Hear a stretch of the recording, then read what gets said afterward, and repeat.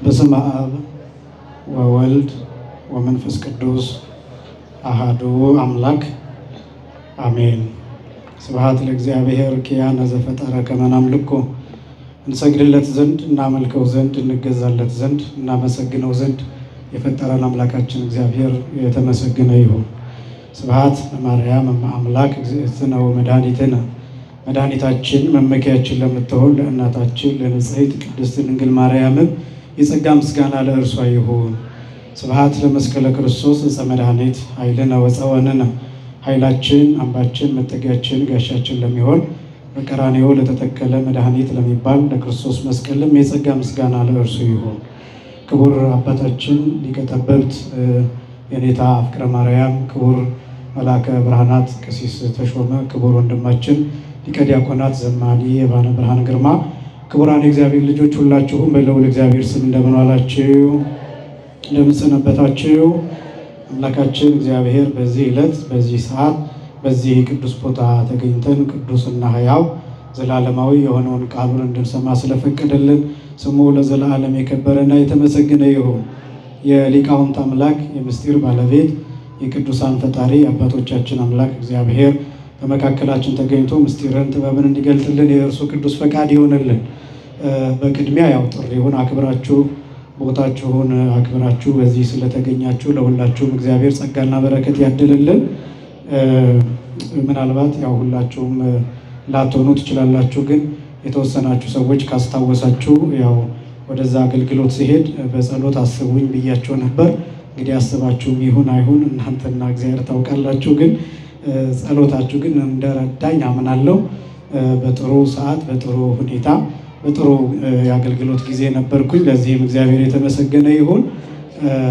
ያው ሌላ ሀገር ሲኬድ የአየር ሁኔታ፣ የምግብ ሁኔታ፣ የእንቅልፍም ሁኔታ ሌላው ቀርቶ ብዙ ነገሮች ይኖራሉና ግን በዛ በኩል ሳልቸገር የበላሁትም ተስማምቶኝ አየሩም ሳይረብሸኝ ሳልታመም በሰላም ነው የመጣሁትና ይሄ ቀላል ነገር አይደለም። 55 ቀን አካባቢ ነው የቆየሁትና ስለዚህ እንዲያው ዝም ብዬ ነገር ለማሳመር ያህል አይደለም በጸሎት አስቡኝ ያልኩት፣ የእውነቴን ነው ከልቤ ነውና ስለዚህ ጸሎታችሁ እንደረዳኝ አምናለሁ። ስላሰባችሁኝ ሁላችሁንም እግዚአብሔር ያስብልኝ። ወደ ትምህርታችን እንቀጥላለን።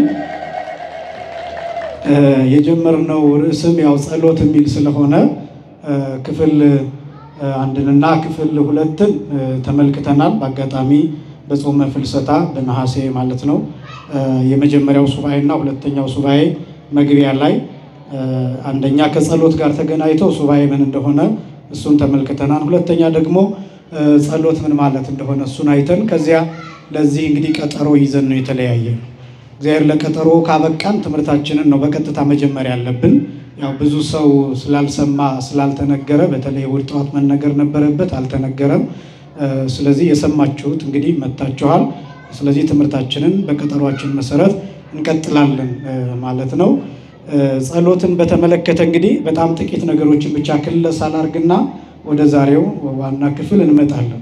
ጸሎት ማለት ብለን ያው ፍትሐ ነገሥት አንቀጽ 14 ላይ ያለውን ክፍል እሱን በስፋት ጠቅሰን ጸሎት ማለት ከእግዚአብሔር ጋር መነጋገር ማለት ነው ብለን የጸሎትን ትርጉም ጸሎት የሚያጠቃልላቸው ጸሎት ማለት ልመና፣ ምህላ፣ ምልጃ፣ መሻትን መጠየቅ፣ ምስጋና፣ ትምህርት እነዚህ ነገሮች ያካተተ እንደሆነና ጸሎት የሚባለው ቃል እጅግ በጣም ሰፊ እንደሆነ እሱን አንስተናል።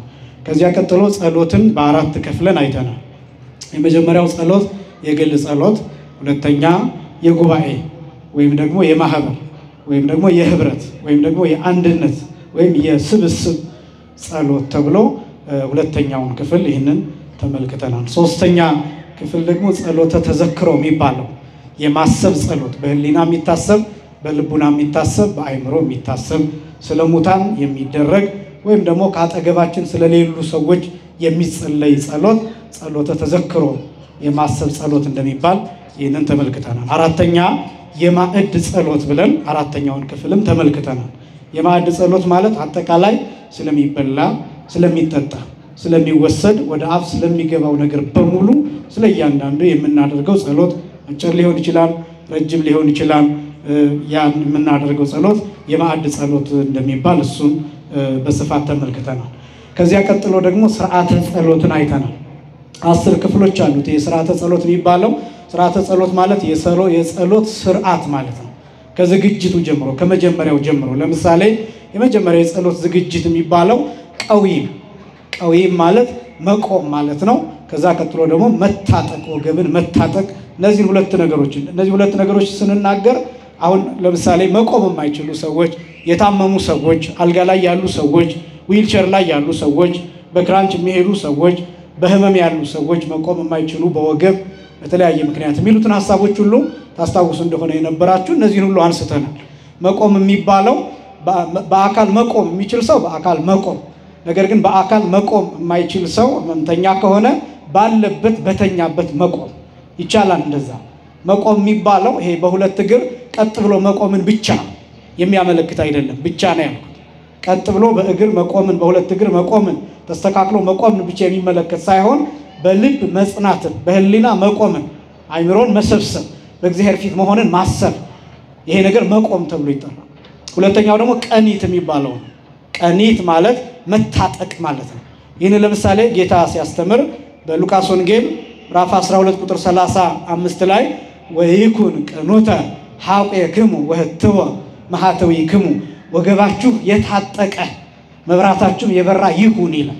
አሁን ይሄ መታጠቅ የሚለው ፍጹም የሆነ ዝግጅትን፣ ቁርጠኝነትን፣ ጽናትን፣ ዓላማን፣ መታዘዝን እነዚህ ነገሮች የሚመለከት ነው። መገዛትን የሚመለከት ነው።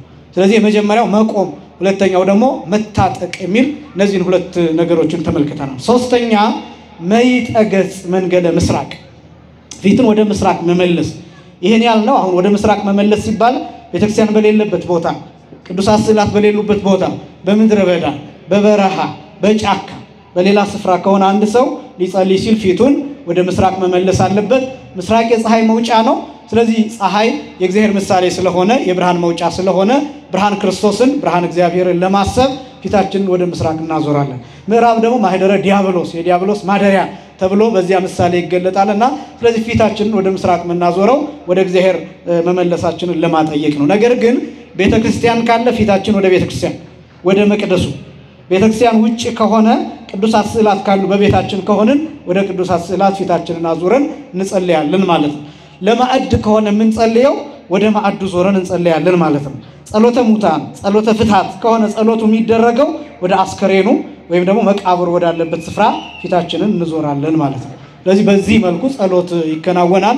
መይጠገጽ መንገለ ምስራቅ ወይም ፊትን አስተካክሎ በተመረጠ አቅጣጫ ማዞር ሶስተኛው ይሄ ነው ብለን ተመልክተናል። አራተኛ አቲበ ገጽ በትዕምርተ መስቀል ብለን አንስተናል። ይህም በመስቀል ምልክት ፊትን ወይም መላ ሰውነትን ማማተብ፣ አትብ ገጽ ወኩለንታይ በትዕምርተ መስቀል ብለን በመስቀል ምልክት ፊታችንን ማማተብ ሰይጣን እንዲርቅ አይምሮአችንን ማሰባሰብና ዝግጅታችንን እንደጨረስን የምናበስርበት ነው። አራተኛ። አምስተኛ አንብቦተ ቃላት በፍርሃት ብለን አንስተናል። አንብቦተ ቃላት በፍርሃት ማለት በመፍራትና በመንቀጥቀጥ ቃላቱን መናገር። አሁን በመንቀጥቀጥ በመፍራት ሲባል ዝም ብሎ ይሄ ልክ ብርድ እንደሚያንቀጠቅጠው ሰው መንቀጥቀጥ ማለት አይደለም። ግን በእግዚአብሔር ፊት እንደሆነን ማሰብ አንደኛ፣ ሁለተኛ የምንጠራው የእግዚአብሔር ስም እንደሆነ ማሰብ፣ ሶስተኛ ለምንናገረው የጸሎት ቃል ክብደት መስጠት፣ እንዲሰማ እንዲደመጥ ማድረግ። ያው ያኔ ታስታውሱ እንደሆነ ይሄ መሰረታዊ ክርስቲያናዊ ጉዳይ ስለሆነ በደጋግመውም ችግር የለውም። ታስታውሱ እንደሆነ አንድ ሰው ሲጸልይ የሚጸልየው ነገር መጀመሪያ ለራሱ ሊሰማው ይገባል፣ ሊያውቀው ይገባል። ለምሳሌ አሁን እኔ የምናገረውን ነገር እየሰማሁት ነው የምናገረው። ምን እያልኩ እንደሆነ እያወቅኩ ነው የምናገረው፣ እያዳመጥኩ ነው የምናገረው። ድምፄን እቆጣጠራለሁ፣ እንዳልጮህ እቆጣጠራለሁ። የምናገረው ነገር እየተሰማ መሆኑን እቆጣጠራለሁ። ስለዚህ አንዳንድ ቃላትን እርግጥ አደርጋለሁ።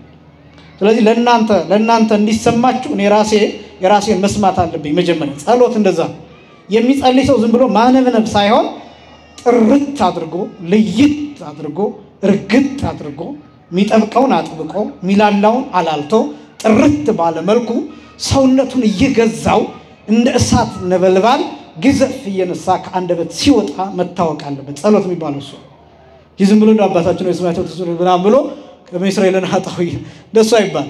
በቃ ምንም እንዴት እንደጨረስ ነው ሳናውቅ የምትናገረው ነገር አዳምጥ። አባታችን ሆይ ስትል አባታችን ሆይ ምን ማለት እንደሆነ በሰማያት የምትኖር ሲባል ሰማይ ምን እንደሆነ ስምህ ይቀደስ ሲባል የምርህን እያመሰገንክ ምክንያቱም ስሙን እንድናመሰግን ለስሙ ክብር እንድንሰጥ በተሰጠን ስልጣን መሰረት የእውነት ከልብ ስሙን እያከበርን እያመሰገንን መሆን አለበት።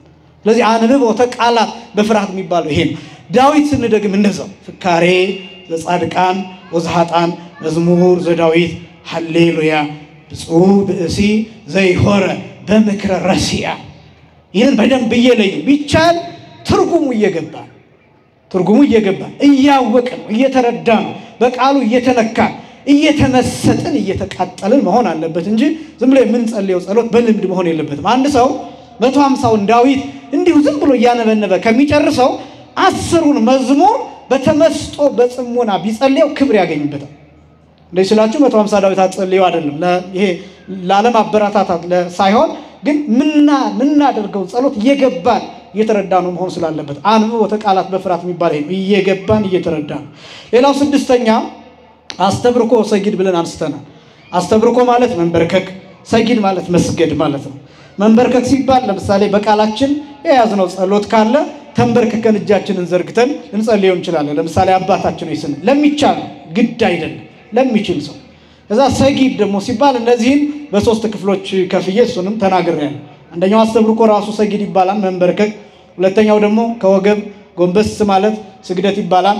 ዋናው ስግደት ተብሎ የሚጠራው ወዲቅ ነው መውደቅ በግንባር ድፍት ብሎ መሬት ነክቶ ሁሉም አካላት መሬት ነክቶ ሶስት አካላት ቢያንስ አንደኛ ግንባር፣ ሁለተኛ እጅ፣ ሶስተኛ ጉልበት እነዚህ ሶስቱ አካላት መሬት ነክተው ወድቀን የምናቀርበው እጅ መንሻ ስግደት ወይም ወዲቅ ተብሎ ይጠራል። ስለዚህ በጸሎት ጊዜ እነዛ ቢደረጉ መልካም ነው። በቃላችን የምንጸልይ ከሆነ በቃላችን የማንጸልይ ከሆነ በመጽሐፍ የምንጸልይ ከሆነ ጸሎቱን ከጨረስን በኋላ እንደያቅሙ 10 ስግደት ሊሆን ይችላል 20 ስግደት ሊሆን ይችላል 40 ሊሆን ይችላል ከቻላችሁ 100 ሊሆን ይችላል የቻለም 500 ሊሆን ይችላል ስግደቱን ብቻ እግዚኦ መሐረነ ክርስቶስ ወይም ኪርያላይሶን እያላችሁ ወይም ኤሎሄ እያላችሁ ወይም የእግዚአብሔርን ስም እየጠራችሁ ስግደት ልታቀርቡ ትችላላችሁ።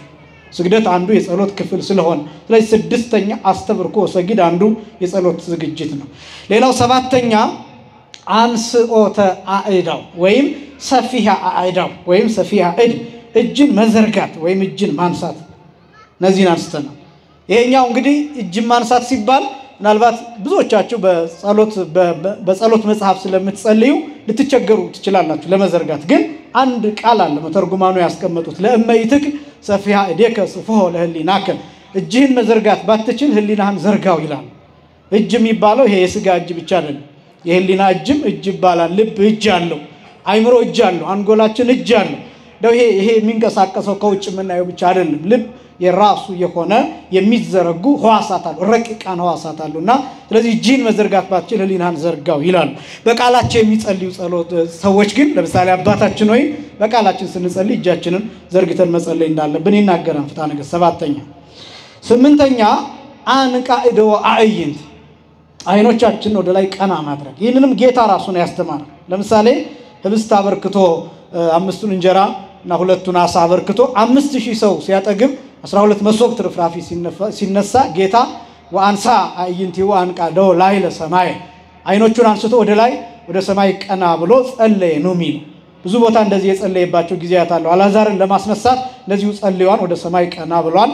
የዮሐንስ ወንጌል ምዕራፍ 17 የመጨረሻውን ጸሎት ጌታ ሲያደርግ ቀና ብሎ ነው የጸለየውና ስለዚህ ቀና ብሎ ወደ ሰማይ እያዩ መጸለይ እንዲገባ ያሳያል።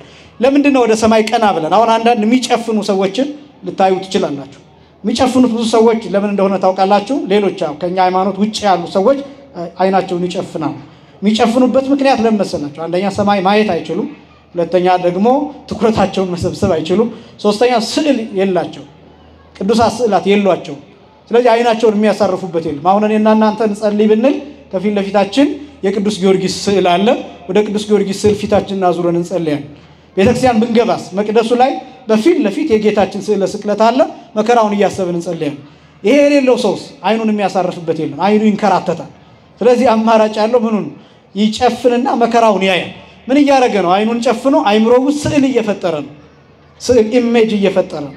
ወርሺፕ የሚያደርገው አንዳች ነገር ይፈጥራል አይምሮ ውስጥ ወይ ሰማዩን እያሰበ ሊሆን ይችላል ወይ የሆነ ነገር እያሰበ አይምሮ ውስጥ በራሱ ስዕል ይስላል በዚህ ምክንያት አይኑን ይጨፍናል እኔና እናንተ ግን በባዶ ቦታ ከሆነ ለምሳሌ በምድረ በዳ ቅድም እንዳልኳችሁ ወደ ሰማይ ቀና እንላለን ለምን አባታችን ሆይ በየት የምትኖር በሰማያት የምትኖር የሚል አድራሻ ስላለ አባታችን ያለበትን አድራሻ ስለምናው በዚህ ምክንያት አይናችንን ወደ ላይ ቀና አድርገን እንጸልያለን እሱ ብቻ ሳይሆን በሰማይ አለ ተብሎ የሚነገረው እግዚአብሔር ስለ ልዕልናው ስለ ከፍታው ማይደረስበት ረቂቅ ምጡቅ ማይታይ ማይዳሰስ ማይጨበጥ መሆኑን ለማጠየቅ በሰማይ እንዳለ እንናገራለን እንጂ እግዚአብሔር እዚህ የለም ማለታችን አይደለም ወደ ሰማይ ቀና ምንለው ሩቅ ነህ ምጡቅ ነህ ረቂቅ ነህ አይደረስብህም ነገር ግን ስለ ቸርነት ስለ ትህትና ለኛ ትታያለህ በአይን ህሊና ስንል በእምነት ወደ ሰማይ ቀና እንላለንና ስለዚህ አንቃይዶ አይንት የሚባለው ይሄ ዘጠነኛ ያው ዘቢጠ እንግድአ ይባላል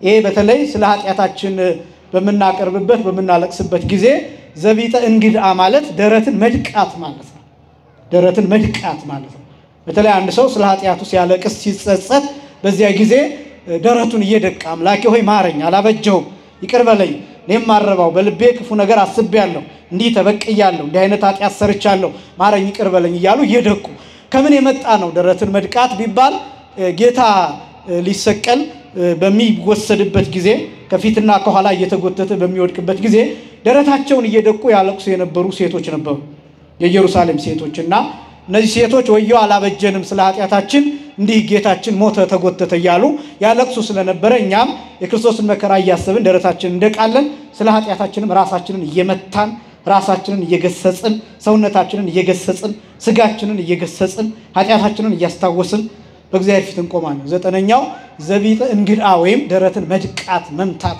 የሚባለው ነው የመጨረሻው አስረኛ ብካይ ይላል ለዘይት ካህሎ ይላል ፍትሐ ነገሥቱ ለሚቻለው ሰው ማልቀስ እንባን ማፍሰስ ይላል እንግዲህ ለሚቻለው ሰው ተብሎ የተቀመጠበት ምክንያት ያው ሁሉም ሰው እንባ የማይወጣው ሰው አለ አይደለም ያው ምናልባት እንባ እምቢ የሚለው ሰው አለ ግን አንዳንድ ሰው የሚወደው ሰው ራሱ ሞቶ ማልቀስ የማይችል ሰው አለ እንባ የማይወጣው ሰው አለና ስለዚህ ያው እንባ አልወጣንም ብላችሁ በዚህ እግዚአብሔር ጋር ያልታረቃችሁ እንዳይመስላችሁ ያው ሊቃውንቱ እንዴት አድርገው እንደሚያስተምሩን የምታዩበት ነውና ለሚቻለው ሰው እንባውን እንደ ጅረት እያፈሰሰ እንዲያለቅስ አባቶቻችን አዘዋል እነዚህ 10 ነገሮች በጸሎት ዝግጅት ውስጥ ወይም በጸሎት ሥርዓት ውስጥ ያሉ የተካተቱ ነገሮች ናቸው ስለዚህ መጀመሪያው ጸሎት ምንድነው አለን እሱን ተረጎምን ከእግዚአብሔር ጋር መነጋገር ሁለተኛ ጸሎት በአራት ይከፈላል አንደኛ የግል ጸሎት ሁለተኛ የጉባኤ ወይም የማህበር ጸሎት ሶስተኛ የማሰብ ወይም የተዘክሮ ጸሎት አራተኛ የማዕድ ጸሎት ከዛ እነዚህን 10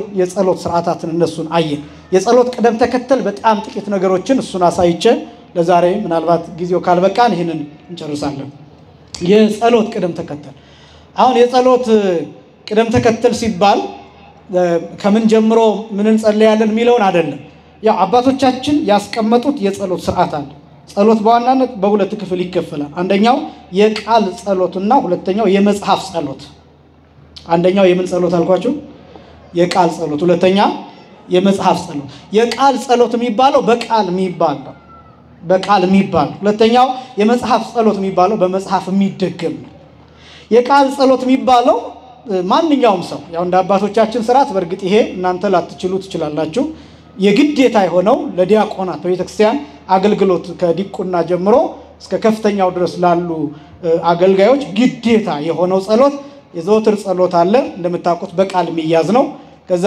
የውዳሴ ማርያም ሰባቱ ዕለታት የውዳሴ ማርያም ጸሎት አለ እሱም በቃል የሚያዝ ነው ከዛ አንቀጸ ብርሃን ከዛ የውየድስዋ ከዛ መልካ ማርያምና መልካ ኢየሱስ እነዚህ ግዴታዎች ናቸው እነዚህ በቃል የሚያዙ ግዴታዎች ናቸው አንድ ሰው ደግሞ አጥቢያው ከሆነ እንደ ግዴታ ለምሳሌ ይሄ ቦታ አጥቢያችን የሊቀ ሰማዕታት የቅዱስ ጊዮርጊስ መታሰቢያ ቤተክርስቲያን ስለሆነ የሰማዕቱን የቅዱስ ጊዮርጊስን መልክ በቃል መያዝ ግዴታ እኔን ለዋሻቸው አልችልም እኔ ማልያስኩም አጠናለሁ እና እንደ ግዴታ ነው አንድ ሰው በሚያገለግልበት አጥቢያ በተለይ መሪ ጌታው የሰማዕቱን የቅዱስ ጊዮርጊስን መልክ በቃል መያዝ ምክንያቱም በየቀኑ ይደገማል ማህሌት ሲቆም በ23 የሚቆመው የቅዱስ ጊዮርጊስ መልክ ነው በየክብረ በዓላቱ እንደዛ ስለዚህ እነዚህ በቃል የቅዱስ ሚካኤል ከሆነ የቅዱስ ሚካኤል መልክ በቃል ያው የቻለ ካለ ሁሉንም ሊይዝ ይችላል አቅሙ የሚፈቅድ ከሆነ አብዛኞቹም ሊቃውንትም ብዙ ጊዜ ከመቆማቸው የተነሳ ቢያንስ ያው 44 ክብረ በዓላት የሚባሉ ስላሉ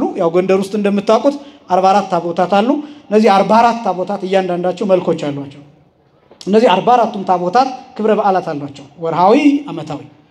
በዚያ ጊዜ በሚቆምበት ሰዓት እነዚህ 44ቱም መልኮች ይባላሉ። እና እነዚህን መልኮች በቃል መያዝ ይጠይቃል። እነዚህ የያዙ ሊቃውንት አሉ። በእውነት በረከታቸው በሁላችንም ላይ ይደረብን። እና አቅሙ ግን ያንን ያልፈቀደ ግዴታ አይደለም። መልካ ማርያም፣ መልካ ኢየሱስ ግዴታ ነው። የሌሎቹን የቅዱሳን መልኮች ደግሞ እንደሚያገለግልበት አጥቢያ በቃል መያዝ። እነዚህ የቃል ጸሎቶች ተብለው ይጠራሉ። ከዛ ቀጥሎ የመጽሐፍ ጸሎቶች የሚባሉት ምንድናቸው ቢባል 150 ዳዊት ለምሳሌ፣ ከዛ 14ቱ ቅዳሴያት ሊሆን ይችላል፣ መስተብቁ ሊሆን ይችላል፣ ሌሎቹ ስንክሳር ሊሆን ይችላል፣ ገድላት ሊሆን ይችላል፣ ድርሳናት ሊሆን ይችላል። እንደ ጸሎት ሊያዙ ይችላሉ። እነዚህ ለትምህርት ብቻ የተሰጡ አይደለም። ለምሳሌ ስንክሳር ጸሎት መሆን ይችላል። አሁን አንዱ የጸሎት ስፋት እኔ ማሳየትም የምፈልገው ጸሎት የሚባለው በእግዚአብሔር ፊት ቆመን እግራችንን አስተካክለን የምንጸልየው ብቻ ሳይሆን፣ ለምሳሌ ማህሌት ጸሎት ነው። ማህሌት መቆም ጸሎት ነው። ይሄ ጉባኤ ጸሎት ነው። ይሄ ወንጌል ጸሎት ነው። ይሄ ትምህርት ጸሎት ነው። ይሄ ስብከት ጸሎት ነው። እኔ እንደዛ አምናለሁ። ለምሳሌ ከናንተ ጋር በእነዚህ ደቂቃዎች ውስጥ እያስተማርኩኝ ቆየው። እኔ ማምነው እንዳስተማርኳችሁ ብቻ አይደለም ማምነው፣ እንደ ጸለይኩ ነው ማምነው። እንደ ጸለይኩ ነው ማምነው። ይሄ ማስተምራችሁ ትምህርት ጸሎት ሆኖ እንደሚጠብቀኝ ነው ማምነው። ለምን? የእግዚአብሔርን ስም ጠርቻለሁ፣ የቅዱሳንን ስም ጠርቻለሁ፣ የመላእክትን ስም ጠርቻለሁ፣ የእመቤታችንን ስም ጠርቻለሁ፣ ወንጌል ሰብኬያለሁ፣ ስለ እግዚአብሔር መስክሬያለሁ። ስለዚህ ጸሎት ነው። እናንተ ስለማን ስትሰሙ ቆያችሁ? ስለ እግዚአብሔር ሰማችሁ፣ ስለ ቅዱሳን ሰማችሁ፣ ስለ እመቤታችን ሰማችሁ፣ ስለ መላእክት ሰማችሁ፣ ስለ ቤተክርስቲያን ሰማችሁ። ስለ ፖለቲካ አይደለም የሰማችሁት፣ ተረት አይደለም የሰማችሁት፣ ወንጌል ነው የሰማችሁት። ስለዚህ ጸልያችኋል። ይሄ ጸሎት ነው። አንድ ሰው እላለሁ ሁል ጊዜ ቤተክርስቲያን መጥቶ ዝም ቢል እንኳን ጸልዩዋል። ቢናገር የተሻለ አደረገ። ቢናገር የተሻለ አደረገ። ቅዳሴ ማርያምን ቢጸልይ የተሻለ አደረገ። አባታችን ሆይ ቢል የተሻለ አደረገ። ቢያስቀድስ የተሻለ አደረገ። ግን ደግሞ ይሄን ማድረግ ሳይችል እንኳን ቤተክርስቲያን ወጥቶ መጥቶ ቢገባ ገብቶ ቢወጣ ጸልዩዋል። መግባቱ ብቻ ዝምታው ብቻ ጸሎት ነው፣ በእግዚአብሔር ፊት መቆየቱ። ምክንያቱም አንድ ሰው ወደ ቤተክርስቲያን ሲገባ ስለ መጠጥ አይደለም እያሰበ የሚገባው፣ ስለ ጭፈራ አይደለም እያሰበ የሚገባው፣ ዕጣን እየሸተተው ነው የሚገባው፣ የእግዚአብሔርን ክብር እያሰበ ነው የሚገባው። ስለዚህ እየጸለየ ጸሎት ከምታስቡት በላይ እጅግ በጣም ሰፊ ነገር ነውና ቅዱሳት መጽሐፍትን በመታነቡበት ጊዜ ሁሉ ካመናችሁ እየጸለያችሁ ነው። እንደዚህ ስላችሁ ያንን ብቻ መጽሐፍ ቅዱስ አንብቤ ያለው ዛሬ ስለዚህ አልጸልይም ብላችሁ ጸሎታችሁ እንድታቋርጡ አይደለም። ያንን እያደረጋችሁ ያንን በማድረግ ላይ ቅዱሳት መጽሐፍትን ስታነቡ ወንጌል ስትሰሙ፣ ይሄ ነው ጸሎት የሚባል። በጣም ሰፊ ነው ጸሎት። በአጠቃላይ ከእግዚአብሔር ጋር መነጋገር ማለት ከሆነ ስለ እግዚአብሔር ማሰብ፣ አይምሮን በእግዚአብሔር ጉዳይ ቢዚ ማድረግ ጸሎት ነው። ጸሎት በጣም ሰፊ ሐሳብ ያለው እና የመጀመሪያው ይህንን በደንብ ማወቅና መረዳት ያስፈልጋል። ስለዚህ የጸሎት ቅደም ተከተልን ከማየታችን በፊት እነዚህ የቻለ የዘወትር ጸሎትን ጸልዮ ከዛ 7ቱን ዕለታት ከዛ በኋላ የአንቀጸ ብርሃንን የወድስዋን መልካ ማርያም መልካ ኢየሱስ ከዛ በእለቱ የሚታሰበውን ቅዱስ ለምሳሌ ዛሬ ስንት ቀን ነው? 13 ቅዱስ ሩፋኤል ይታሰባል። በዓለ እግዚአብሔር ነው፣ በዓለ እግዚአብሔር አብ። እነዚህን የሚነኩ ነገሮችን መጸለይ ይችላል። ነገ 14 ነው የጻድቁ አባታችን የአቡነ አረጋዊ እንዲሁም የጻድቁ አባታችን የገብረ ክርስቶስ በዓል። በረከታቸው በሁላችንም ላይ ይደርብን። ስለነሱ የሚናገረውን በማንበብ እና በመድገም በመጸለይ በረከት መካፈል ይችላል። ይሄ አቅም ያለው ነገር ግን አቅም የሌለውስ ምን ማድረግ ጊዜ የሌለው ምን ማድረግ አለበት ቢባል የዘወትር ጸሎትን ጸልዮ ለምሳሌ ነገ ዓርብ ነው የዓርብ ውዳሴ ማርያም መጸለይ አለበት። ከዛ ይሄድስዋ ብሎ አባታችን ነው ብሎ በዚህ መዝጋት አለበት። ይሄ ለክርስቲያን ሁሉ የተሰጠ ግዴታ፣ የሚያውቅ በቃል የማያውቅ በመጽሐፍ ይሄን መጸለይ የክርስቲያን ግዴታ። ከዛ ውጪ የቻለ በቀን 7 ጊዜ የቻለውን ሁሉ ሊያደርግ ይችላል። ያልቻለ ይሄን ማድረግ የማይችል በዓለም ውስጥ የሚኖር ስራ ያለበት ጊዜ የሌለው የሚደክመው ቢኖር ደግሞ ጧትና ማታ ብቻ መቼና መቼ አልኳችሁ? ጧትና ማታ ብቻ እግዚአብሔርን ማሰብ ይችላል። ከዛ የጧትና የማታውም ደግሞ እንደ ሁኔታው እንደዚህ ስላችሁ ላሰንፋችሁ አይደለም፣ በትክክል እንድትሰሙኝ ያስፈልጋል። ለምሳሌ አባታችን ሆይ የተሰራበትን አቡነ ዘበሰማያት የተሰራበትን ምክንያት መተርጉማን ሲገልጡ የማቴዎስ ወንጌል ምዕራፍ 6 ላይ ለምንድነው አጭር የሆነው አቡነ ዘበሰማያት የሚለውን ጥያቄ ይመልሳል። አጭር የሆነበት ምክንያት ስራ የሚሰሩ ሰዎች ረዘመ ብለው ረጅም ጸሎት አናደርግም ብለው ሰንፈው እንዳይተኙ ምክንያት እንዳያጡ ጧት ቸኩለው ለስራ የሚወጡ ሰዎች ይሄማ በቃ ረፍዶብኛል እኮ አሁን ውዳሴ ማርያም እስከምደግም ድረስ ሰዓቱ ይሄዳል ብለው በዚህ ምክንያት የእግዚአብሔርን ስም ሳይጠሩ እንዳይወጡ ምክንያት እንዳይሆን አጭር ጸሎት አባታችን ስንት ደቂቃ ሊፈጅ ይችላል አባታችን ከበሰላም ገብርኤል ጋር ስንት ደቂቃ ይፈጃል ቆጥራችሁ ታውቃላችሁ 2 ደቂቃ ይፈጃል 2 ደቂቃ አሁን በጣም የቸኮለ ሰው 2 ደቂቃ ከእግዚአብሔር ጋር ማውራት ይከብደዋል በጣም የቸኮለ ሰው ማታ አስቡት እስኪ አሁን ስንቱ ሰው ነው ፌስቡክ ቲክቶክ ሲጎረጉር አምሽቶ ረጅም ሰዓት 90 ደቂቃ ኳስ ሲያይ ቆይቶ የተቃጠለ ሰዓት ተጨምሮ ከ90 ደቂቃ ጋር 120 ደቂቃ ከሆነች ከምትገፋ ቅሪላ ጋር የሚሯሯጡ ሰዎችን ሲያይ ቆይቶ 2 ደቂቃ ግን አባታችን ማለት የሚያቅተው ሰው ብዙ በዚህ ሲያልፍ ብዙ ሰው ታክሲ ተሰልፎ ረጅም ሰዓት የቆየ ሰው መጥቶ ግን እዚች 2 ደቂቃ ቆሞ አባታችን ማለት ያቅተው ሲያልፍ በሰላም አሳድረኝ ማለት ያቅተው ጠዋት ላይ ከዚህ ሄዶ በጣም ብዙ ነገሮች እንደሚያስጠብቁት ያወቀ እዚች በር ላይ 2 ደቂቃ አባታችን ማለት የሚያቅተው ሰው አለ ቀኑን አበላሽቶ መሄድ ማስባረክ የሚያቅተው በስንፍናው ምክንያት ከእግዚአብሔር ጋር ተጣልቶ መሄድ ይሄ ሌሊቱን ሙሉ ያደረበትን መንፈስ ተሸክሞ መሄድ አራግፎ መሄድ ሲችል የሚሸከምለት አምላክ እዚህ ይያል እኔ ላይ ጣለው የሚያስጨንቀን እኔ ላይ ጣለው ይያለ ጌታ ጫንቃውንና ትከሻውን ሰጥቶት እዚህ ጥሎ መሄድ አራግፎ መሄድ ሲገባው 2 ደቂቃ መስጠት አቅቶት 2 ሰዓት ባስ ይጠብቃል 2 ሰዓት ባቡር ይጠብቃል ቀኑ ይበላሻል ስራው ይበላሻል ከሰው ጋር ይነጫነጫል ከሰው ጋር ይጋጫል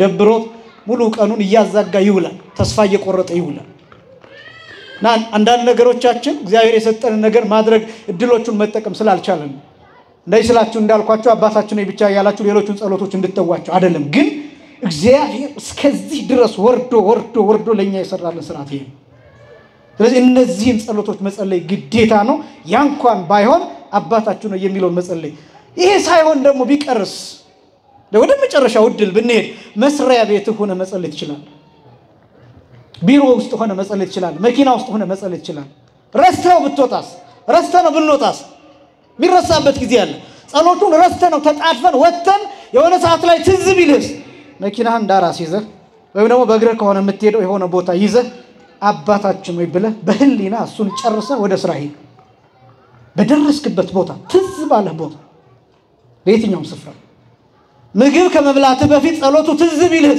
እየበላህ እየጎረስ ወይም ልትጎርስ እንዲህ አድርገህ ትዝ ቢልህ ጉርሻውን አስቀምጠውና ጸልይ በደረስክበት ሰዓት ትዝ ባለ ሰዓት ያን ማድረግ ብዙዎቻችን የምንሳሳተው ምንድነው በቃ አሁንማ ጀምሬዋለሁ ይላል አሁን አንዳንዱ ሰው ጾሙን ከሻረው በኋላ በቃ እንደ በልቻለሁ ይልና መብላቱን ይቀጥላል ትዝ ባለ ሰዓት መጾም ጀምር ማድረግ በሚገባ ሰዓት 11ኛው ሰዓት ላይ ምክንያቱም እንደምታውቁት ወንጌል ላይ የተጻፈው እሱ የማቴዎስ ወንጌል ምዕራፍ 20 ላይ እንደ ሰዓት የመጡ 3 ሰዓት የመጡ 6 ሰዓት የመጡ 9 ሰዓት 11 ሰዓት የመጡ ሰዎች ጠዋት 1 ሰዓት ከገቡ ሰዎች ጋር እኩል ዲናር ተከፍሏቸው ማዕድን አቋርጠ ሳሊቬት እያረክ ምራቅ እየተናነቀ ምራቅህን እየዋጥክ የጸለይከው ጸሎት ማዕዱን አስቀድሞ ጸልዮ ከባረከው ሰው ጋር እኩል ዋጋ ሊያሰጥህ ይችላል ረሳው ስለሆነ ስለዚህ አንዳንድ ነገሮች እንዴት እንደምናደርግ ማወቅ አለብን እና እነዚህ የቃል ጸሎቶች ተብለው ይጠራሉ ከዚያ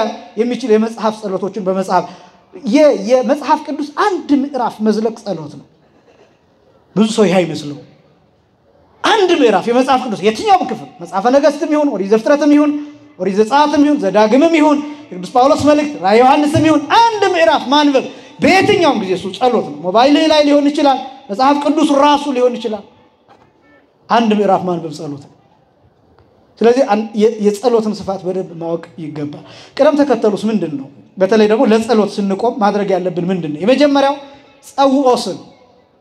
ጸውዖስም ስምን መጥራት እስኪ በሉ ስምን መጥራት በሉ የመጀመሪያው የጸሎት ክፍል ስምን መጥራት ነው ስምን መጥራት ሲባል ጸሎቱን የምናቀርበው ለእግዚአብሔር ሲሆን መጀመሪያ የታወቀ ነው ለእግዚአብሔር ነው የምናቀርበው የእግዚአብሔርን ስም እንጠራለን ስንጠራ አብ ወልድ መንፈስ ቅዱስ ብለን ልንጠራ እንችላለን ለምሳሌ በስመ አብ ወወልድ ወመንፈስ ቅዱስ አሐዱ አምላክ ብለን ልንጀምር እንችላለን። ይሄ ነው ስምን መጥራት የሚባለው የመጀመሪያ ነአኩተከ እግዚኦ ወነሴብሐከ ይሄ ስምን መጥራት ነው።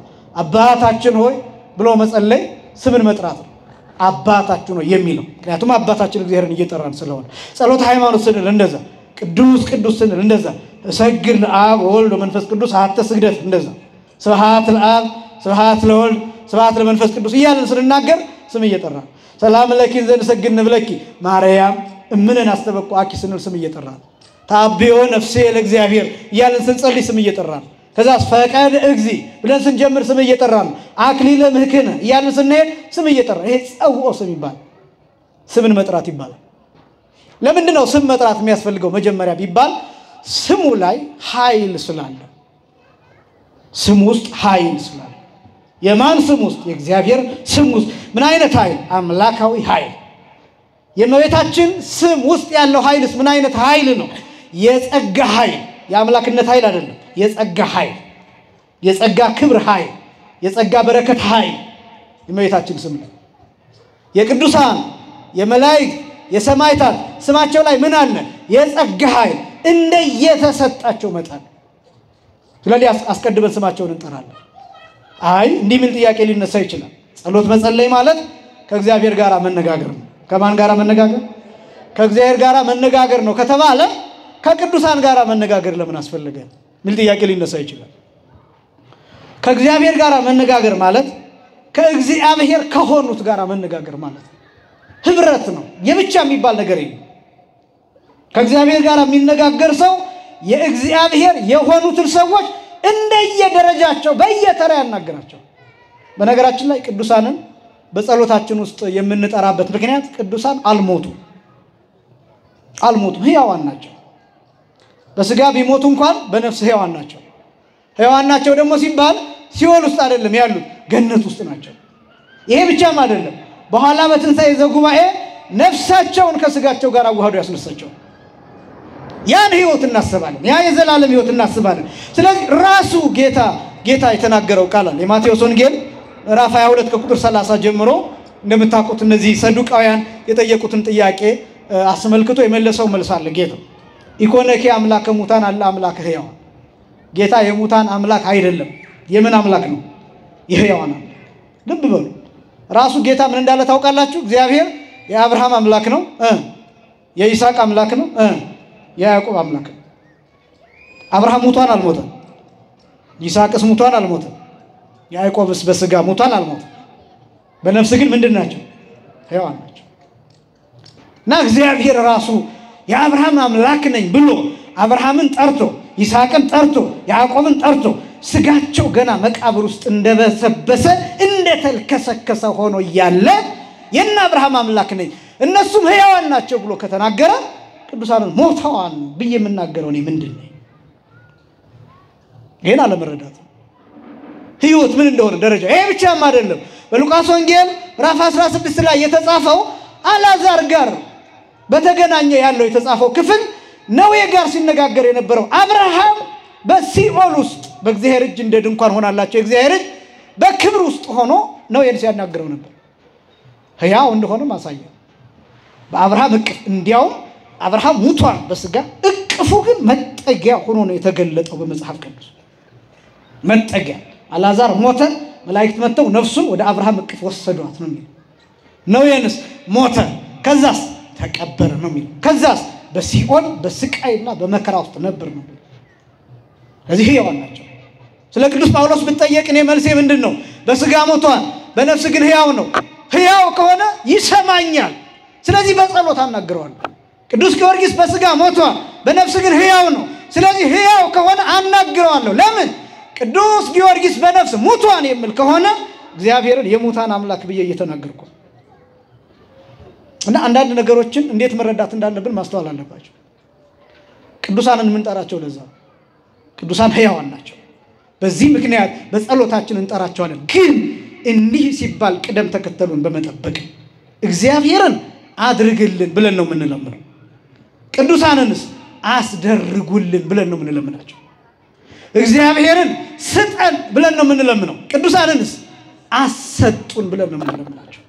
እንጂ ቅዱስ ጊዮርጊስን ስጠኝ ብዬ አይደለም ምለምነው አሰጠኝ ብዬ ነው ማልድልኝ ብዬ ነው ምለምነው ቅዱስ ጊዮርጊስን ለምንልኝ አምላክን ለምንልኝ ብዬ ነው ምለምነው እንጂ ፈጥረኸኛል ብዬ አይደለም ምለምነው ተሰቅለህልኛል ሙተህልኛል በደምህ ነፃ አውጥተኛል ብዬ አይደለም ምለምነው ቅዱስ ጊዮርጊስን ማልድልኝ ስለኔ ከሞተው ስላንተም ጭምር ከሞተው ከክርስቶስ ማልድልኝ ብዬ ነው ቅዱስ ጊዮርጊስን ምለምነው አነጋገሩን ማወቅ ያስፈልጋል ቅዱስ ጊዮርጊስን የሰማይና የምድር ፈጣሪ ነህ ብዬ አይደለም ምጠራው የሰማይና የምድር ፈጣሪ የሆነውን አምላክን አገልግለሃን አገልጋዩ ነህ ባሪያው ነህና ቅርቡ ነህ ባለሟሉ ነህና ለምንልኝ ብዬ ነው ምለምነው እሱን መለየት ያስፈልጋል ስለዚህ የመጀመሪያው ስምን መጥራት አንድ የሚገርም ቃል አለ በትንቢተ ኢዩኤል ምዕራፍ 2 ቁጥር 30 ላይ ስትመለከቱ ወኩሉ ዘጸውዐ ስመ እግዚአብሔር ይድህን ይላል የእግዚአብሔርን ስም የጠራ ሰው ሁሉ ይድናል ይላል የእግዚአብሔርን ስም የጠራ ሁሉ ምን ይላል ይድናል ይላል ትንቢተ ኢዩኤል ምዕራፍ 2 ቁጥር 32 ላይ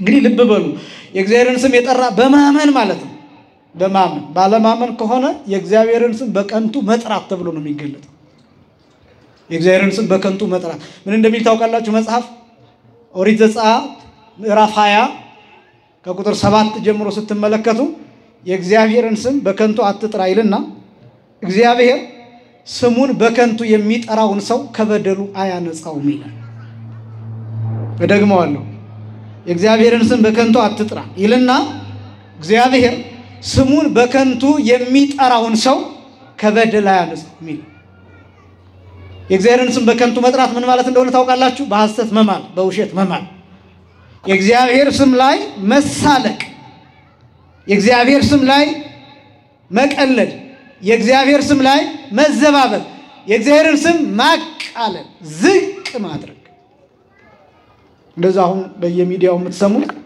የእግዚአብሔር ስም ላይ የሚቀልዱ ሰዎች አሉ አሁን እነዚህ ስዕል የሚቀዱ ምናምን የምታዩዋቸው ይቀጥላል በነገራችን ታቦት ላይ የሚቀልዱ ሰዎች አላያችሁ ታቦት አስመስለው ኩበት ያጠኑ ማይጠንት አስመስለው ምናምን የሆነ ጨርቅ እዚህ ጠቅለው በዚያ ስም የሚቀልዱ ሰዎች በማን ስም እንደሚቀልዱ ታውቃላችሁ በእግዚአብሔር ስም ወንት እነዚህ ሰዎች ከበደላቸው አይነጹ አንደኛ ቅኖች አይደሉም ማንንም ሰው አሁን በቅንነት ቢረዳ ቅዱሳንን አናመልክም ይያልን ሁሉ ጊዜ እየተናገርን እመቤታችንን አናመልካትም ይያልን እነሱ ደግሞ እንቢ ታመልኳታላችሁ ይሄ አሁን ቅንነት የጎደለው አይደል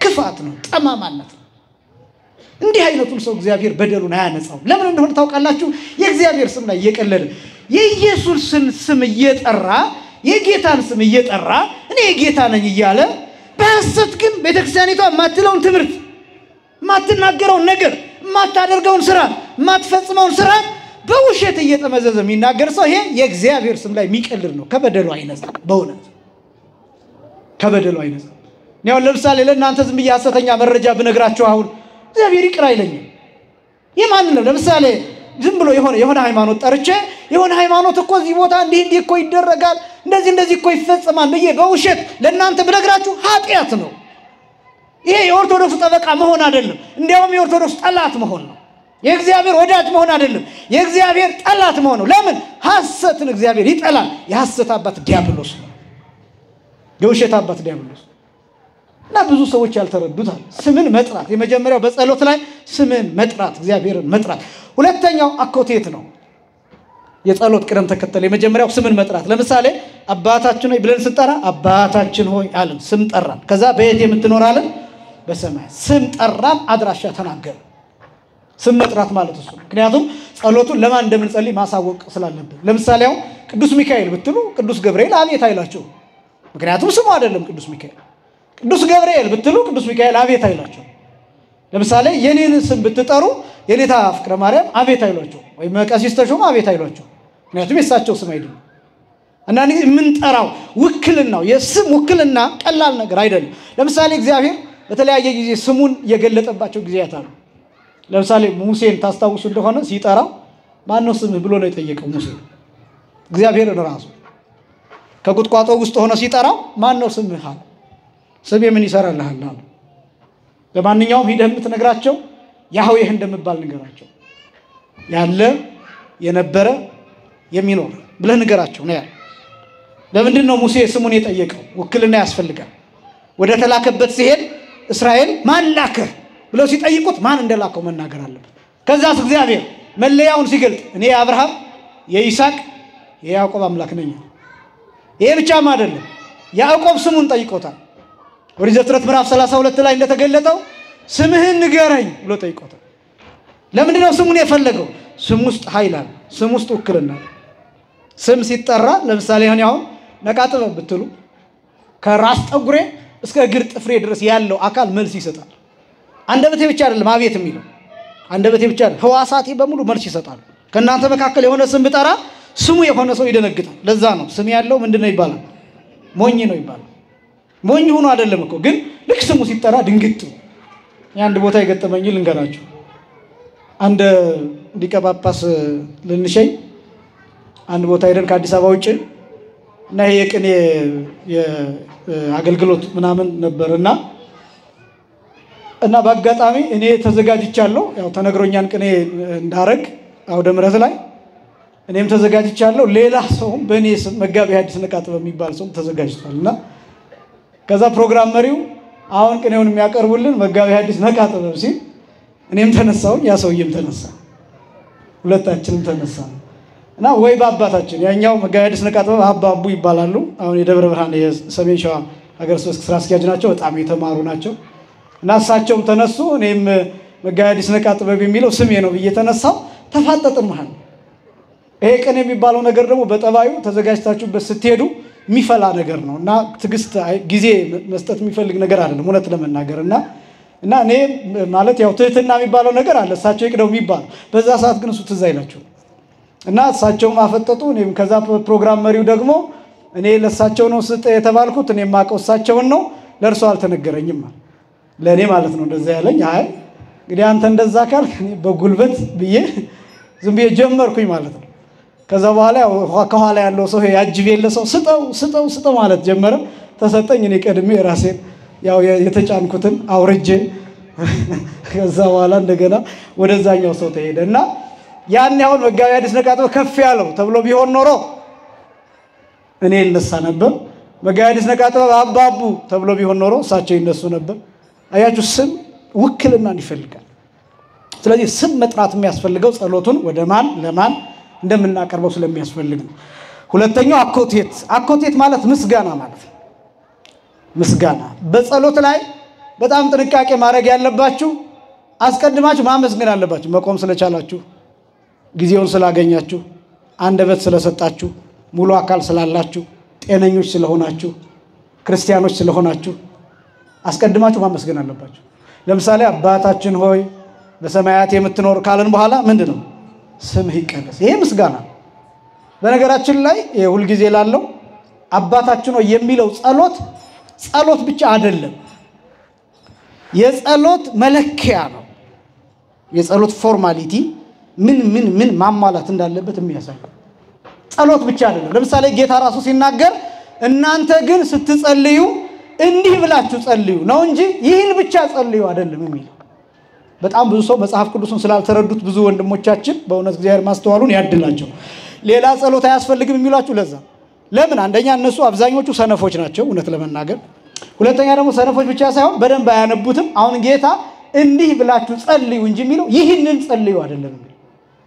ይህንን ጸልዩ ብሎ ቢሆን ኖሮ ሌላ ጸሎት አያስፈልግም ይሄን ብቻ እንጸልያለን ይባላል። ጌታ ግን ያለው ስትጸልዩ እንዲህ ብላችሁ ጸልዩ። ለምሳሌ አንድ ሰው እንዲህ አድርግ ቢላችሁና ይህን አድርግ ቢላችሁ ሁለቱ የተለያዩ ናቸው አይደለም? እንዲህ አድርጉ ካላችሁ እንዴት እንደምታደርጉ ባውንደሪ እየሰጣችሁ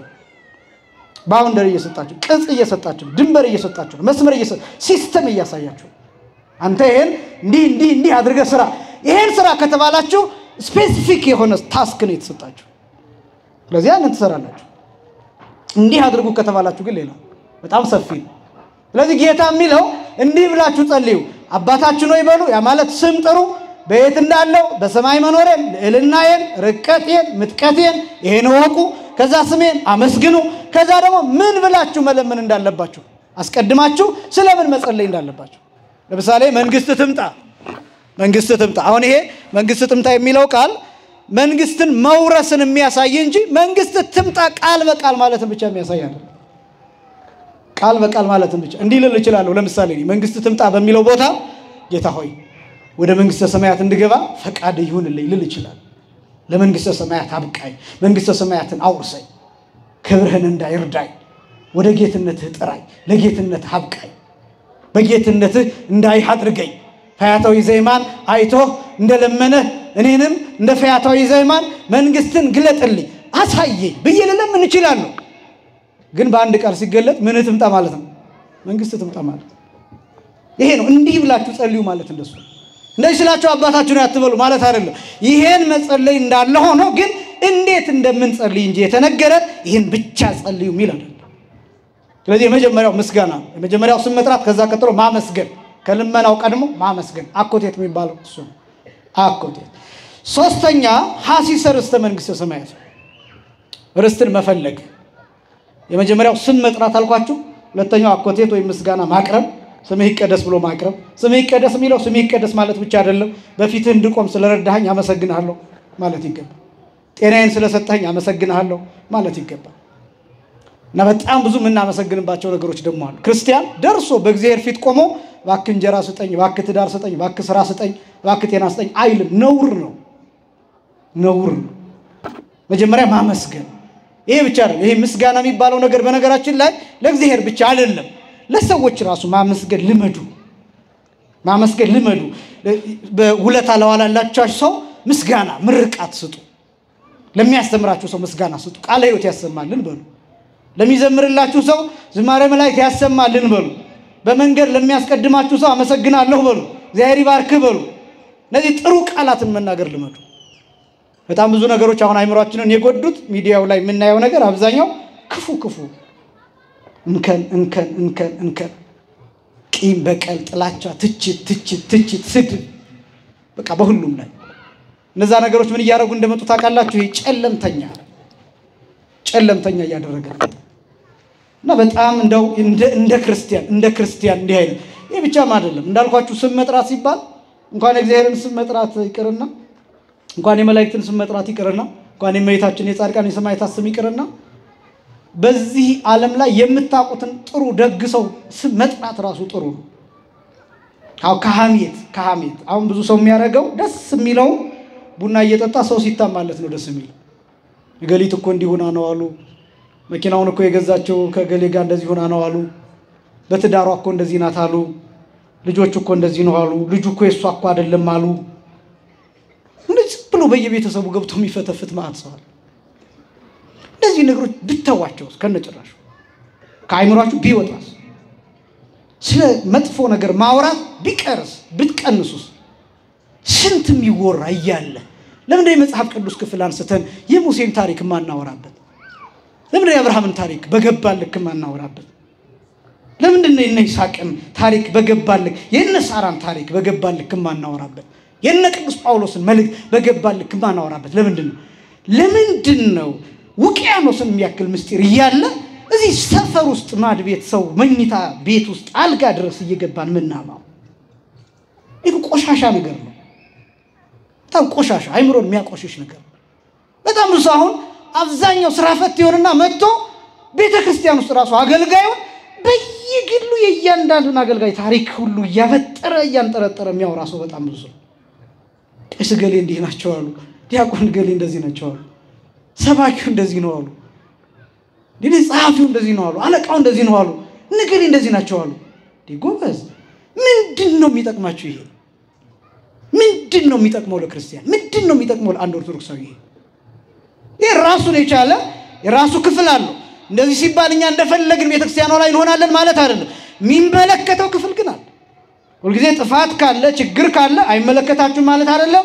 ማቅረብ በሚገባችሁ ደረጃ ልታቀርቡት፣ ለሚመለከተው አካል ልታቀርቡት ትችላላችሁ። ግን ቡና እየጠጡ እንዴት ቅዱስ ጊዮርጊስን የሚያክል ሰማዕት እዚህ ተቀምጦ ስለሱ ታሪክ ሳናውቅ የአገልጋይ ታሪክ መሸምደድ ግን ምን የሚሉት ነው? ምን ይሰራላችኋል የኔ ታሪክ? በጣም ብዙ ሰው ለዛ ነው ቲክቶክም ላይ ይሄ መንፈሳዊ ነገር ያሳልፈዋል። ከዛ ዘፈን እስከሆነ ሌላ ነገር እስከሆነ ሐሜት እስከሆነ ሰበር ከተባለስ በቀይ ከተጻፈ የሚያስደነግጥ ከሆነስ የሞት ዜና ከሆነስ እገሌ በመኪና አደጋ ሞተ የሚባለው ከሆነስ ተመልሶ ፈልጎ ሰርች አድርጎ ጭምር ያየዋል። አይምሮአችን ክፉ ነገር ይፈልግ እና እነዚህ አይነት ነገሮች ምንድነው የሚያደርጉን መጨረሻ ላይ ጨለምተኛ አይምሮአችን ጥቁር ይሆን ከዚህ እግዚአብሔር ሁላችንንም ይሰውራል ስለዚህ ይሄ ምን ፈልገው ነገር አስቀድመን ማወቅ አለብን ጌታ የተናገረው በማቴዎስ ወንጌል ምዕራፍ 6 ቁጥር 33 ላይ መቅድመ ህሱ መንግስቶ ወጽድቆ አስቀድማችሁ መንግስቱንና ጽድቁን ፈልጉ በቃ ክርስቲያን የተሰጠው ኃላፊነት ይሄ ማውራት ያለባችሁ ቀድማችሁ ስለ መንግስተ ሰማያት አሁን ብዙ ሰው ማህሌት የሚመጣው ለሾው ነው ለመንግስተ ሰማያት አይደለም ለእይታ ቲክቶክ ላይ ቀርጾ ማህሌት እየሄድኩ ነው ብሎ ለማሳየት እዚህ ቦታ አደርኩኝ ለማለት ከህንፃ መርጦ ከካህን መርጦ ከማህሌት መርጦ ከመርጌታ መርጦ ከድምጽ መርጦ ከቦታ መርጦ አትደረው አይደለም ማህሌት አትደረው አይደለም ሁሉም በያጥቢያው ይደር ግንስ ከአዲስ አበባ ጫፍ ተነስቶ ቦለ መድኃኔዓለም የሚያደርሰው ለመጽደቅ አይደለም የሚሄድ እየነቀፍኩኝ አይደለም ጭፈራ ቤት ከሚያደር ማህሌት ማደሩ መልካም ግን ደግሞ ብዙ ሰው የሚሄደው የሆነ ቦታ ሆኖ ማህሌተ ጽጌ አደርኩኝ ብሎ ለማሳየት አበባውን ለማሳየት የማህሌቱን ብዙ ቪው ለማግኘት ቲክቶክ ላይ ለመልቀቅ ሚዲያውን ለመቆጣጠር ለመጽደቅ እናደርገው እስኪ ጾም ለመጽደቅ ነው ጸሎታችን ለመጽደቅ ነው ማህሌቱም ለጽድቅ ነው ሰዓታቱም ለጽድቅ ነው ቁርባኑም ለጽድቅ ነው ማስቀደሱም ለጽድቅ ነው አናሳዝንም ግን ጊዜያችንንም አጥፍተን ሌሊቱን ሙሉ እንቅልፋተን አድረን የሚያሳዝነው የሚያስጨንቀን ምን አይነት ፎቶ ፌስቡክ ላይ እንደምንለቅ ነው የሚያስጨንቀን ምን አይነት ቪዲዮ ቲክቶክ ላይ እንደምናሳይ አናሳዝንም እንቅልፋተን ማግኘት የሚገባን በረከት እዚህ ቅዱስ ቦታ የመጨረሻው ቅዱስ ስፍራ ድረስ መተን የሚገባንን በረከት እንኳን ለማግኘት ያልታደልን በእውነት እግዚአብሔር ከእንዲህ አይነት ውዳሴ ከንቱ ሁላችንንም ይሰውራል በጣም ማግኘት የሚገባ መንግስተ ሰማያትን የሚፈልገው የትኛው ሰው ከትዳር በፊት ከሥራ በፊት ከማንኛውም ነብይ ጌታ የገባልን ቃል እንዲህ ነው ወዘንቱሰ ኩሉ ይትወሰከክሙ ሌላ ሁሉ ይጨመርላችኋል ይተባል ሌላው ትርፍ ነው አሁንኛ ራቱን ተተን ዳረጎቱን ነው የምንለምነው ይሄ ነው ልክ እንደ ውሻ አሁን ዝም ብላችሁ አጥንት ብትልኩለት የተረፈውን እሰጥሃለሁ ብትሉት እስከሚተርፍ አይጠብቅም የሚፈልገው የጋጣችሁን አጥንት ብትልኩለት እሱን እንደምንም ብሎ የላሰ መቆየት ነው የሚፈልገው እና እኛ አንዳንድ ጊዜ የተሰጠን ራትተን ዳረጎት ጉርሻ ፈላጊዎች እንሆናለን እግዚአብሔር ለሁላችንም ማስተዋሉን ያድለን እና በጸሎት ውስጥ ሐሲሰርስተ መንግስተ ሰማያትን መጠየቅ ነው ከዛ ከሲተ ፈቃድ ማለት ፈቃድን መግለጥ ምን ፈልገው ነገር ማሳየት ያስፈልጋል እሱ በጸሎት ከዚህ በኋላ እነዚህ ነገሮች የመጀመሪያው ስም መጥራት ሁለተኛው ምስጋና ማቅረብ ሶስተኛው ደግሞ መንግስተ ሰማያትን መለመን ከዛ አራተኛው የሥጋ ፈቃዳችንን መለመን ከዚህ በኋላ ያለው ምክንያቱም አሁን የእግዚአብሔርን ስም ጠራ ከዛ የእግዚአብሔርን ስም ጠርተን አመሰገንን ከዛ ቀጥሎ ደግሞ መንግስተ ሰማያትን እንዲሰጠን ጠየቅን ከዛ የምድሩን እንችላለን አልተከለከልንም እኮ ስለ ትዳር እኮ መጸለይ ይገባል ስለ ሥራ መጸለይ እኮ ይገባል ስለ ትምህርት መጸለይ ይገባል ስለ ዕውቀት መጸለይ ይገባል ስለ ጤና መጸለይ ይገባል ቅደም ተከተሉን ነው እኮ የምላችሁ እንጂ መጸለይ እኮ ይገባል ከዛ በኋላ ፈቃድን መግለጥ እንዲህ የሚል ጥያቄ ይነሳል ፈቃድ ምን ገልጥለት ራሱ እግዚአብሔር ምን ፈልገውን አያውቁም እንዴ አይደለም የምትፈልጉትን ነገር ልክ ማመልከቻ እንደመጻፍ ለይቶ እግዚአብሔር ሆይ ይሄንን አድርግልኝ ብሎ መለመን ይገባል ምናኔ ከሆነ የሚፈልገው አንድ ሰው ለምናኔው ፈቃድን ከእግዚአብሔር ይጠይቃል በህይወቱና ከሆነ የሚፈልገው አንድ ሰው ለበህይወቱና እግዚአብሔርን ይጠይቃል ትዳር ከሆነ የሚፈልገው አንድ ሰው ለትዳሩ እግዚአብሔርን ይጠይቃል በዓለም ውስጥ መኖር ከሆነ የሚፈልገው በሥራ መኖር ከሆነ የሚፈልገው ስለ ሥራው እግዚአብሔርን ይጠይቃል እየተማረ ከሆነ ትምህርቱ እንዲገለጥለት እግዚአብሔርን ይጠይቃል እየሰራ መስራቱን ሳያቆም መማሩን ሳያቆም ማጥናቱን ሳያቆም እነዚህን እያደረገ እግዚአብሔርን ይጠይቃል ቅዱስ ጳውሎስ ምን አለ ወእንዘ ተአኩቱ ክስቱ ስልአተክሙ ቅድመ እግዚአብሔር በመታመሰግኑበት በመጸልዩበት ጊዜ ፈቃዳችሁን በእግዚአብሔር ፊት ግለጡ የምትፈልጉትን ነገር ለእግዚአብሔር ጠይቁ ይሄን ፈልጋለሁ ቅዱስ ጊዮርጊስ ይሄን ፈልጋለሁ ከአምላክ አማልድ አሰጠኝ ማለት ይችላልላችሁ አራተኛው ከዚህ ተፈቃድ እየጨረስኩ ነው አንደኛው ስምን መጥራት ሁለተኛው ማመስገን ሶስተኛው መንግስተ ሰማያትን መጠየቅ አራተኛው የሥጋ ፈቃድን ከእግዚአብሔር መጠየቅ የሚገባን አምስተኛ ክፉን ፈተናን እንዲያርቅ መለመን በጣም ብዙዎቻችን የማናደርጋቸው ነገሮች እነዚህ ናቸው። ለምሳሌ አባታችን ሆይ በሰማያት የምትኖር ስምህ ይቀደስ፣ መንግሥትህ ትምጣ፣ ፈቃድህ በሰማይ እንደሆነች እንዲሁም በምድር ትሁን። የዕለት እንጀራችንን ስጠን ዛሬ፣ በደላችንን ይቅር በለን እኛም የበደሉን ይቅር እንደምንል፣ አቤቱ ወደ ፈተና ከምን ሁሉ አድነን እንጂ ክፉን እንዲያርቅ በማንኛውም በማንኛውም አሁን ክፉ ሲባል ቶሎ ብለን የምናስበው ብዙ ጊዜ ሰይጣንን፣ ዲያብሎስን እነዚህ ነገሮች ነው የምናስበው። ግን ክፉን እንዲያርቅ መለመን ማለት እንደሆነ ታውቃላችሁ? ቅዱስ ጳውሎስ እንደተናገረው ማንም የቆመ ቢመስለው ምን እንዳይል ይጠንቀቅ፣ እንዳይወድቅ።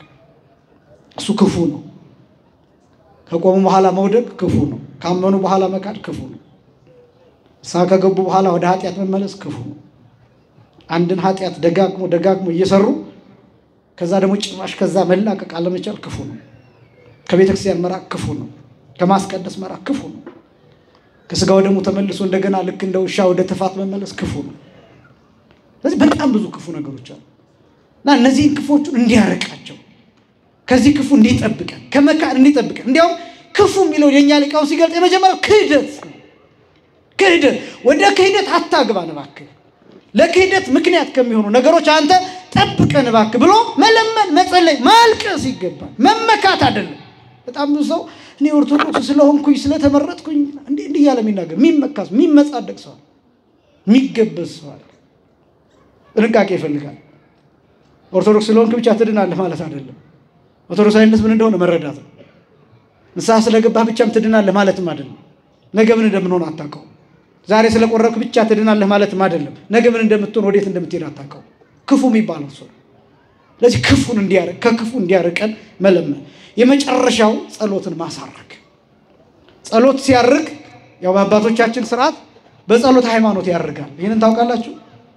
በእርግጥ ይሄን አለማድረግ ኃጢአት አይደለም፣ ግን የተለመደው ግን ማንኛውም ጸሎት ወሶበ ትፈጽሙ ጸሎተክሙ ህትሙ ጸሎተክሙ በጸሎት ሃይማኖት፣ ጸሎታችሁን በምትፈጽሙበት ጊዜ ጸሎታችሁን በጸሎት ሃይማኖት ዝጉ ማለት የማመን ጸሎት ስለሆነ ያው ብዙዎቻችን የምናውቀው በእርግጥ አቡነ ዘበሰማያት ነው። ልክ ነው፣ እሱም ያስኬዳል የተለመደም ስለሆነ። ምክንያቱም ማንኛውም ነገር አድርገን በአቡነ ዘበሰማያት ነው የምናስረው። ሊቃውንቱ ግን ለምሳሌ ማህሌት ቁመው ሲጨርሱ ስብሐት ለእግዚአብሔር ኪያነ ዘፈጠረ ከመ ናምልኩ፣ ስብሐት ለማርያም አምላክ እግዝእትነ መድኃኒትነ፣ ስብሐት ለመስቀለ ክርስቶስ ዕፀ መድኃኒት ኃይልነ ወጽወንነ ተብሎ ይሄ ከተጸነጸለ በኋላ በጽፋት ከተባለ በኋላ ጸሎት ሃይማኖት ይደገምና ያልቃል። የማህሌቱ ማጠናቀቂያ እሱ እና ቢቻል የጸሎት ማጠናቀቂያው ጸሎት ሃይማኖት ይሆናል። ያ ግን ሲባል በአቡነ ዘበሰማያት እስከዛሬ ድረስ ያሰርነው እሱ ትክክል አይደለም ማለታችን አይደለም፣ ግን እንደው ይህንን እንድታውቁት ያህል ነው። ለምንድነው በጸሎት ሃይማኖት የሚዘጋው ቢባል መጨረሻ ላይ ወንሴፎ ትንሣኤ ሙታን ወሕይወተ ዘይመጽእ ለዓለመ ዓለም፣ የመጨረሻውን የሙታንን ትንሣኤና አዝማነ መንግሥተ ሰማያትን ተስፋ እናደርጋለን ለዘላለሙ አሜን ተብሎ ይቺ ማጠቃለያ ትሆናለች ማለት ነው። እሱ ብቻ ሳይሆን የማመን ምልክት ስለሆነ በእምነት ስለሚታተምና ነገር ግን ያው የተለመደው አቡነ ዘበሰማያት ስለሆነ ያው በአቡነ ዘበሰማያት ማሳረግ ይቻላል። የመጨረሻው የጸሎታችን ፍጻሜ አሜን የሚል ይሆናል። አሜን ማለት በረከት ይደረግልን ይጽናልን። ሃይማኖት ቢሉ እውነት ነው፣ ታሪክ ነው ቢሉ እውነት ነው፣ ሃይማኖት ነው ቢሉ ይጽናልን ይደረግልን፣ በረከት ነው ቢሉ ይሰጠን ማለት ነው ብሎ ሊቃውንቱ ይተረጉሙታልና ስለዚህ ጸሎት ሁሉ አሜን በሚል ይጠቃለላል።